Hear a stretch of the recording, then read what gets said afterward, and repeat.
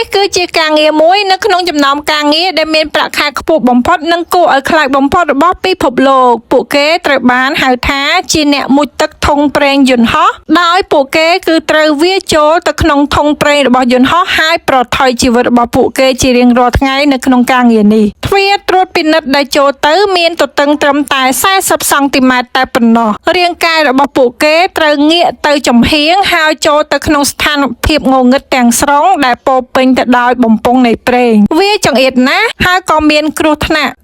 ដ៏ពិតប្រាកដគឺចំហាយប្រេងឥន្ធនៈសូម្បីតែបន្ទាប់ពីធុងត្រូវបានបង្ហូរប្រេងចេញក៏ដោយផ្កាភ្លើងមួយក៏អាចបង្កឲ្យមានការផ្ទុះឆេះក្រុមការងារបញ្ចេញខ្យល់ពីធុងរយៈពេល24ម៉ោងហើយសាកល្បងឲ្យម្ដងទៀតអ្នកបច្ចេកទេសនៅខាងក្នុងត្រួតពិនិត្យរាល់ស្នាមប្រេះការលេចធ្លាយកំហុសតូចមួយអាចក្លាយជាមហន្តរាយនិងធ្វើឲ្យជីវិតគ្រោះថ្នាក់មិនមានផ្លូវកាត់មិនមានទូរស័ព្ទមិនមានទឹកមិនមានការចូលនៅក្នុងបន្ទប់ទឹកនៅពេលធ្វើការនោះទេពួកគេត្រាំនៅក្នុងប្រេងឥន្ធនៈអស់កម្លាំងជាខ្លាំងនោះហើយជាមូលហេតុដែលសូម្បីតែប្រាក់ខែឈានទៅដល់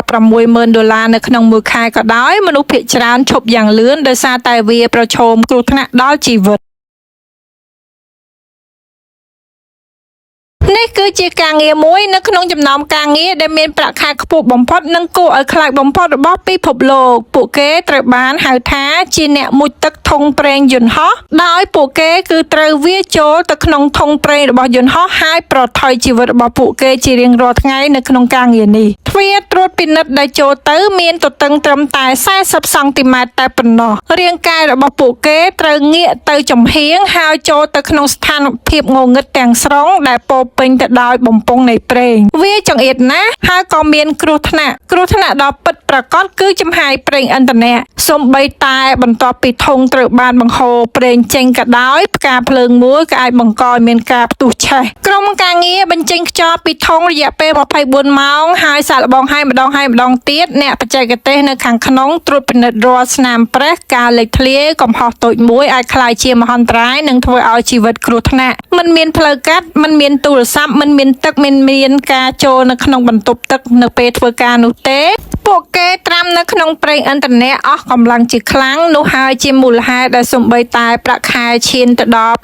$60,000នៅក្នុងមួយខែក៏ដោយមនុស្សភាគច្រើនឈប់យ៉ាងលឿនដោយសារតែវាប្រឈមគ្រោះថ្នាក់ដល់ជីវិត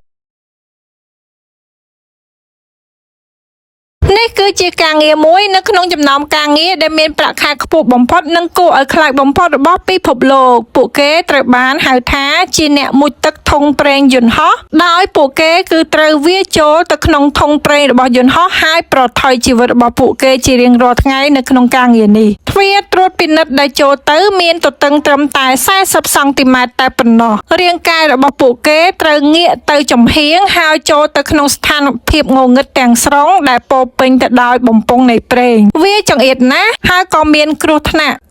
ដ៏ពិតប្រាកដគឺចំហាយប្រេងឥន្ធនៈសូម្បីតែបន្ទាប់ពីធុងត្រូវបានបង្ហូរប្រេងចេញក៏ដោយផ្កាភ្លើងមួយក៏អាចបង្កឲ្យមានការផ្ទុះឆេះក្រុមការងារបញ្ចេញខ្យល់ពីធុងរយៈពេល24ម៉ោងហើយសាកល្បងឲ្យម្ដងទៀតអ្នកបច្ចេកទេសនៅខាងក្នុងត្រួតពិនិត្យរាល់ស្នាមប្រេះការលេចធ្លាយកំហុសតូចមួយអាចក្លាយជាមហន្តរាយនិងធ្វើឲ្យជីវិតគ្រោះថ្នាក់មិនមានផ្លូវកាត់មិនមានទូរស័ព្ទមិនមានទឹកមិនមានការចូលនៅក្នុងបន្ទប់ទឹកនៅពេលធ្វើការនោះទេពួកគេត្រាំនៅក្នុងប្រេងឥន្ធនៈអស់កម្លាំងជាខ្លាំងនោះហើយជាមូលហេតុដែលសូម្បីតែប្រាក់ខែឈានទៅដល់$60,000នៅក្នុងមួយខែក៏ដោយមនុស្សភាគច្រើនឈប់យ៉ាងលឿនដោយសារតែវាប្រឈមគ្រោះថ្នាក់ដល់ជីវិត